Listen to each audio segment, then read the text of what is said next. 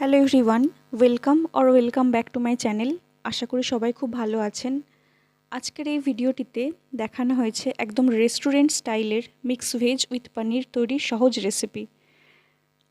আলু, গাজর, baby corn, mushroom, মটরশুঁটি ও নরম পনির দিয়ে তৈরি এই ঘন ক্রিমি নিরামিষ তরকারি বাড়িতেই বানানো যায় খুব সহজে।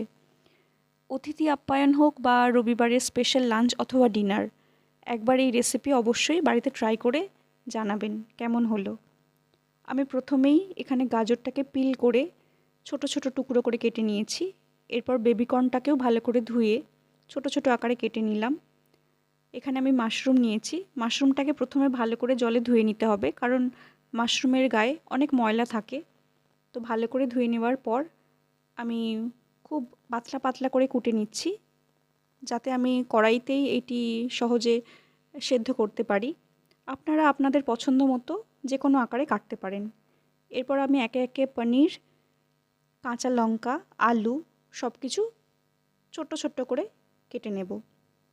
এখানে আপনারা চাইলে আপনাদের পছন্দ মতো যে কোনো সবজি অ্যাড করতে পারেন। সব ধরনের সবজি অ্যাড করা যায়, ফুলকপি, বিন কড়াই, ক্যাপসিকাম। আমার কাছে যেগুলো অ্যাভেলেবেল ছিল আমি সেগুলো দিয়েই আজকে এই রেসিপিটা বানাবো। সব সবজিগুলোকে ভালো মতো কেটে নিয়ে জল দিয়ে ধুয়ে নিতে হবে। ধুয়ে নিয়ে তারপরের স্টেপসগুলো আমি যেরকমভাবে দেখাচ্ছি সেরকমভাবেই করতে হবে। তো চলুন দেখা যাক আমি কিভাবে এই রেসিপিটা বানাই। সব সবজিগুলো এখানে কাটা হয়ে গেছে। এগুলোকে আমি খুব ভালো করে ধুয়েও নিয়েছি। এবার একটা মশলা রেডি করতে হবে। তো মশলাতে বেশি কিছু নয়, একটু চারমগজ আর টক দই আর একটু আদা, এইগুলো খুব ভালো করে মিশিয়ে নিলেই ব্যাস, এটাতেই আমার তরকারি পুরো রেডি হয়ে যাবে। এবার সব মশলা তো রেডি হয়ে গেছে। এবার আমি গ্যাস অন করে কড়াই বসিয়ে তাতে সামান্য একটু তেল দিয়ে নেব। তেল দিয়ে একে একে আমি পনির আর সবজিগুলো ভেজে নেব। হ্যাঁ, তেল দেওয়ার পরে একটু নুনও দিয়ে নিয়েছি, যাতে পনির বলুন বা সবজি বলুন কড়াতে লেগে না যায়।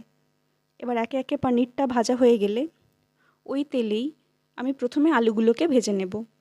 এবার আলু ভাজার সময় ওই তেলের মধ্যে একটু নুন আর হলুদও দিয়ে নেব। আলু যেহেতু সেদ্ধ হতে একটু বেশি সময় নেবে, তো এটাকে প্রায় 80%-এর মতো আগে ভেজে নেব। ভাজা হয়ে গেলে তারপরে একে একে সব সবজিগুলো আমার কাছে যেগুলো ছিল সেগুলো দিয়েও ভালো করে ভেজে নেব। প্রায় সব সবজিগুলো 90%-এর মতো কুক হয়ে যাবে। এই রকম অবস্থায় আমি তুলে নেব আলাদা একটা পাত্রে। এখানে প্রায় সব সবজি আমার 90%-এর মতো কুক হয়ে গেছে। আমি এটাকে অন্য পাত্রে তুলে নিচ্ছি। এবার কড়াতে সামান্য একটু তেল দিয়ে তার মধ্যে গোটা জিরে, হিং আর কাঁচা লঙ্কা ফোড়ন দিয়ে নেব। ফোড়ন দেওয়া হয়ে গেলে যখন একটা হালকা গন্ধ আর কি বেরোবে ভাজা ভাজা, তারপরে আমি যে পেস্টটা বানিয়ে রেখেছিলাম চারমগজ, দই আর আদার, সেটা আমি দিয়ে নেব। দিয়ে একটু চিনি দিয়ে দেব। তারপরে হলুদ গুঁড়ো, জিরে গুঁড়ো, লঙ্কা গুঁড়ো, এগুলো সব দিয়ে খুব ভালো মতো মিশিয়ে নেব যতক্ষণ না চারপাশ থেকে তেল ছেড়ে আসে।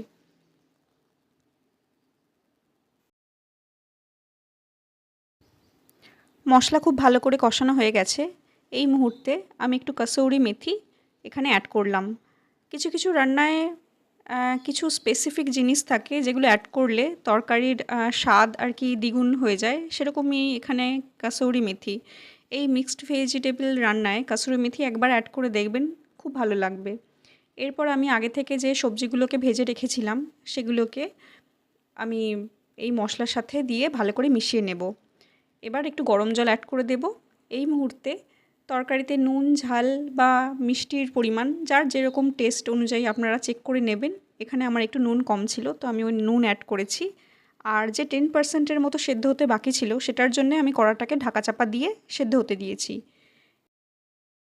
তরকারি রান্না প্রায় শেষের পথে। এরপর আমি অ্যাড করব আগে থেকে যে ভেজে রেখেছিলাম পনির, সেটা আমি অ্যাড করে দেব আর সব কিছু খুব ভালো মতো মিশিয়ে নেব। এবার আপনি যেরকম তরকারির ঘনত্ব চাইছেন সেই মতো হয়ে এলে ওপর থেকে একটু গরম মশলা গুঁড়ো দিয়ে দেবেন আর ক্রিম দিয়ে নেবেন, এতে তরকারির টেস্ট আরও বেড়ে যায়। তো আমার এখানে তরকারি প্রায় রেডি, মিক্স ভেজ, যেটা যে কোনো নিরামিষ দিনের জন্য একদম পারফেক্ট। বাড়িতে অবশ্যই বানিয়ে দেখবেন আর কেমন লাগলো জানাতে ভুলবেন না। ধন্যবাদ সবাইকে।